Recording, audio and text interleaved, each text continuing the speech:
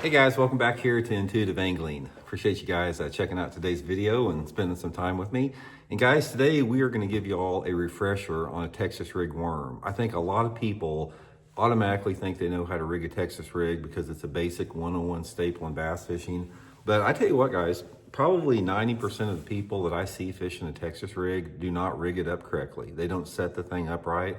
So I'm going to give you guys some tips and advice on how exactly that you want to set this thing up, the hooks you want to use, how you want to position your hooks. It adds up to more bites, it adds up to getting more fish in the boat. I mean, it's just a better system to do it. So we're going to go through that in today's video here.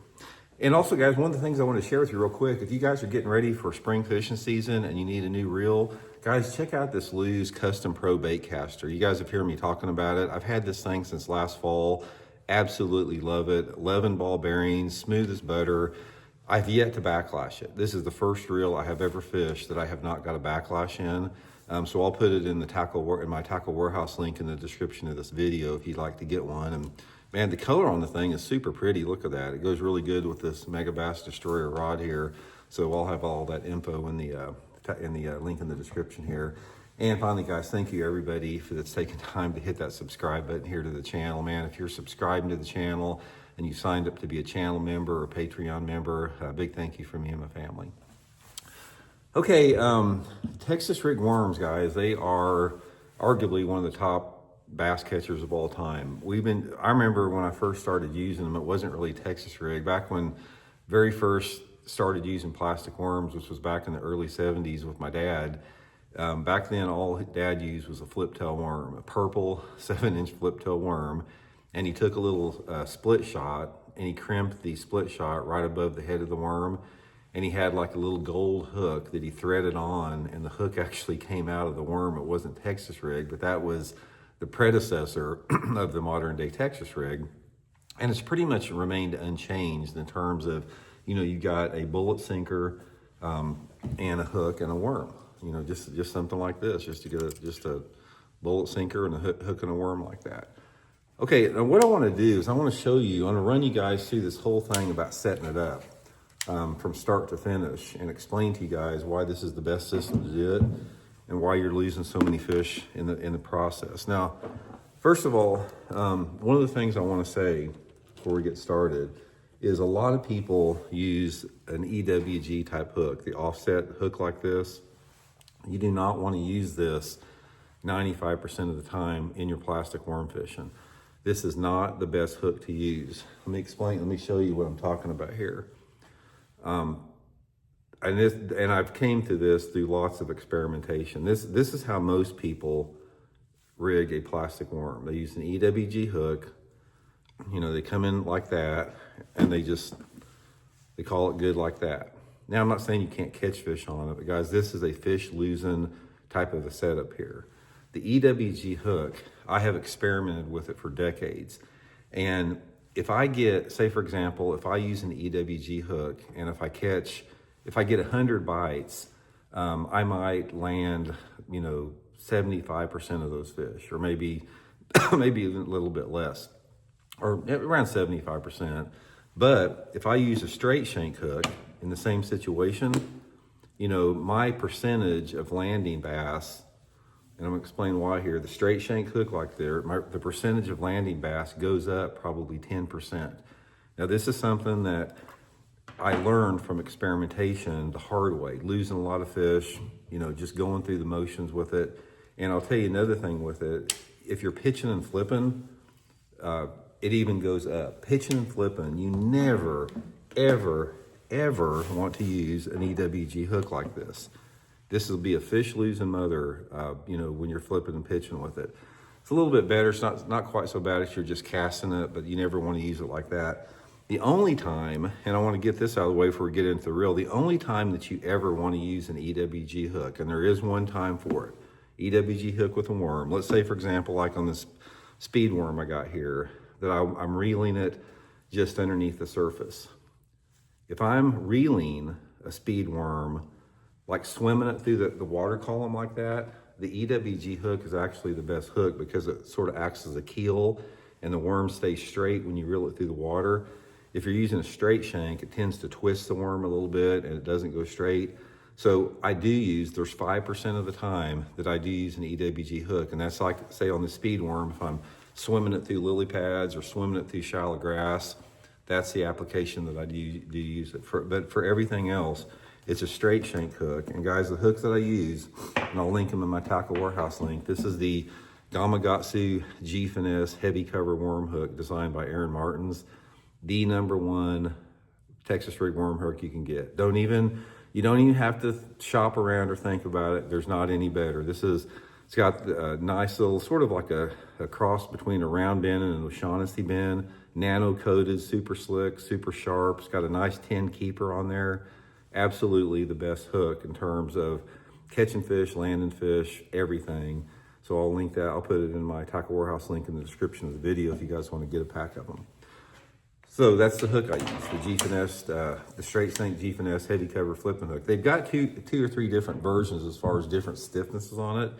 And then coupling it up there, guys, I'm going to use a tungsten slip sinker. You definitely want to use tungsten because the reason you want to use tungsten over lead is your size is a lot smaller. For example, like here, this is a 3/8 ounce sinker. If I had a 3/8 ounce sinker in lead, it'd be twice as big as this. And the reason that you want to go with the smaller the smaller bullet sinker is you're going to land more fish, because if a bass comes up and bites your whole worm like that and it's got it in its mouth, if you have a big slip sinker, like a large slip sinker, and you set the hook hard, it tends to blow that fish's mouth open a lot of times. And that fish will be clamped down super hard on it. You set the hook and that big sinker blows it out, opens their mouth, and the hook will come out. So you want to try to use the smallest, size sinker that you can. So tungsten is the way to do it. And I'll link some of my favorite tungsten sinkers in my Tackle Warehouse link also, if you guys would like to get some of those. Okay, the next thing is the actual rigging process. And this is the important thing that you want to remember. One of the things about it is on a Texas rig, if you're using a Texas rig worm that has a tail on it like that, if you notice closely on the worm, you can't really see it on the camera here, but you'll notice a seam in the worm. And that seam is lined up usually completely level like that with the tail on it. So you want to run your hook on the concave side of the seam, like this, when you come out with it, because that way when you run it on the concave side of the seam, it gives it better action on the tail and it doesn't twist it to the side. So just take a second and try to run it right to that seam. And then you want to come, like I usually come like a 1/2 inch into it. One of the reasons I come a 1/2 inch is I want my knot covered up. It's like when I pull this through it like that, I don't want to see my knot or any line coming through it, because if you have line coming through the top of your worm, a lot of times your sinker will set cockeyed on it. So if you have it just nice and flush by putting it a 1/2 inch in there, that sinker sits really flush against that. Now, here's the biggest mistake that people make with the Texas rig worm, is this is the way they hook it in there. They come right back in the worm and they hook it right in the middle like that. Guys, basically what you've done is you've created a lure that is so weedless it's impeding your hook set. Because if you look at that, like there, you've got that worm in there, that point of that hook. Look how much mass of plastic that you have to come through before the point of the hook is even out of the worm, let alone the barb of the hook. And then you have to penetrate the mouth of the fish. So this is a fish losing way to set it. The way that you want to set it up is come like this, and this is with the straight shank, and you want to come in just on the side of the worm. And you want to skin hook it just like that. Just barely skin hook it. And I'll be right back. Kim's calling, I gotta get this call. Okay guys, sorry about that. I actually had the working person showed up out front. I had to deal with that for a second. Okay, back to what we were talking about here. The way that you want to rig it, guys, is you want to skin hook it in the side. And you can see what I've done here is I've just taken the worm and I just want to catch a little bit of the side of the worm like that. Just barely sticking in. So I've got the point, a little bit of the barb in there. And that way when that fish bites it, guys, this worm separates, the hook separates immediately from the worm. It's almost like you have sort of an exposed hook there a little bit, but it's not exposed. It's completely weedless. You're not going to have to worry about anything. And when I started doing that, when I started going got rid of all my EWGs and my offsets, and I went to the straight shanks here, and I started hooking it like that. My success on my land and hook ratio just went through the roof. Now, also, as far as pegging or not pegging your sinker, if you can get by with it, you do not want to peg the sinker. If you can get by with it, you want this sinker sliding freely, because again, what happens a lot of times, fish will come up and bite it. If it's not pegged, that worm will separate away from the worm, and when that fish comes up and jumps, it doesn't have the leverage of the weight in its mouth. So that separation is super important. And also, guys, I think, and I've talked to some other, worm fishermen about there, they think a lot of times is when you're working this on the bottom, the sinker will separate from the head, and it's almost like the worm is chasing some type of little creature on the bottom, and it just triggers a bass, like a competitive type of an instinct, and will bite it like that. Now, the time that I do peg it is if I'm penetrating heavy cover. If I'm flipping or pitching into some type of heavy cover, laydowns, bushes, grass or something, and that's when I don't want the sinker to get caught up on the surface and my worm to just lay there. So at that point, I do want to peg it. Now, I've worked with and I've used a bunch of different pegging systems. You know what works the best, guys? Just an old toothpick.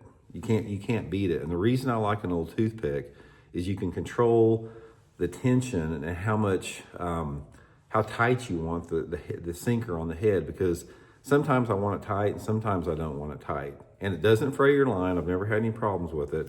But just to put a toothpick in there, and based upon how much you want it to move like that, you just adjust, how hard you put the toothpick up in there. Now, if I'm fishing really thick, gnarly stuff and with a heavy sinker, I want it sitting down there pretty tight. But if I'm just pitching and flipping around dock pilings or something like that, I want it a little bit looser. The looser, the better, because you do still have a chance for some separation there. So I usually like to put it where it's, you can move it a little bit. It's not completely locked in position, just like that. And again, guys, also make sure that really work with your worm. Try to get it as straight as possible when you're rigging it.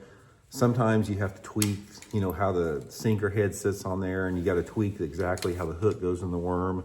But I have found for sure that on a Texas rig worm, you want to get that worm as straight as you can, because it gives it better action on your lure.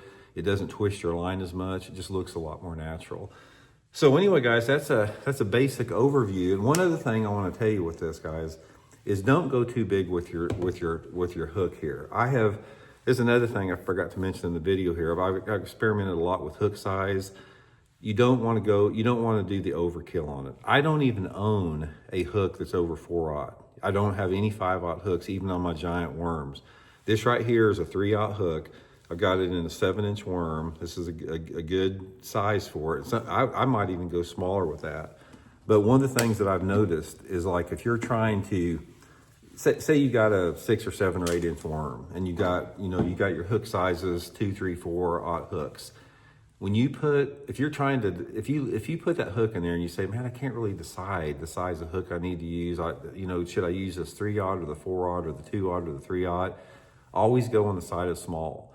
Small gives you better penetration. It's not the size of the hook or the thickness of the barb or the thickness of the hook itself, the diameter. It's the penetration, and you're always going to get better penetration off a smaller hook size. So always go down a little bit with that.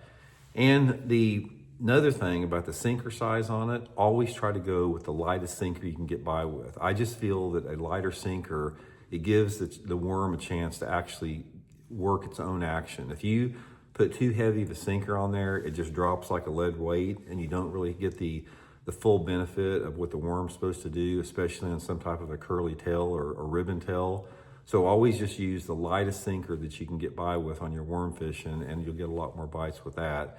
And line size is all relative to the cover you're fishing and the size of worm you're fishing and the heads and the sinker size. So there's a lot of variables with that. So anyway, guys, rig it like that. Get you some straight shanks. Again, links in the Tackle Warehouse, link in the description. Skin hook, a straight shank hook on a Texas rig worm. You'll land a lot more of them. So hope it helps out, guys. We'll talk later.